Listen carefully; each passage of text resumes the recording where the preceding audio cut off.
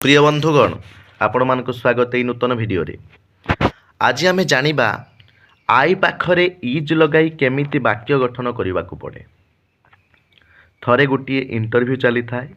Interview board रो जने member interview देवाक जाइथिबा व्यक्ति को पचारिले, आपण तो इंग्राजी रे दक्ष, आपण जने शिक्षक हेबाक जाउछंती, तेबे आपण कुहंतु आई पाखरे इज लगाई केमिति वाक्य गठन करा जाए।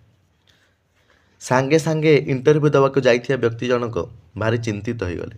मु तो सबु बेले सुनिछि आई पाखरे एम ही व्यवहृत हुए, तेणु सार आई पाखरे सबु बेले एम व्यवहृत हुए, इज व्यवहृत हुएनी।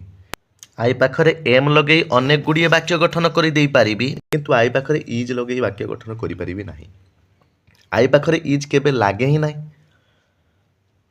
तापर से वाक्य गठन करबा आरंभ कले। I am a boy, I am a girl, I am eating, I am dancing। Interview board रो मेंबर जनक कहले आपण तो आई पाखरे सब एम लगे वाक्य गठन करदेले, मोर प्रश्न थिला आई पाखरे इज लगाई वाक्य गठन करंतु। शिक्षक हेबाकू जाइथिबा इंटरव्यू देबाकू जाइथिबा व्यक्ति जनक कहले आई पाखरे इज लागे नाही। जदि आपण जानिचंती कृपा करी मते कहिबे कि आई पाखरे इज लगाई केमिति वाक्य गठन करा जाए।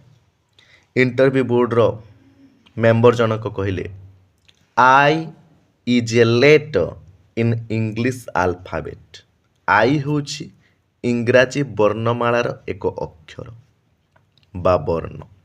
से पुणी एक वाक्य कहले आई इज ए भावेल।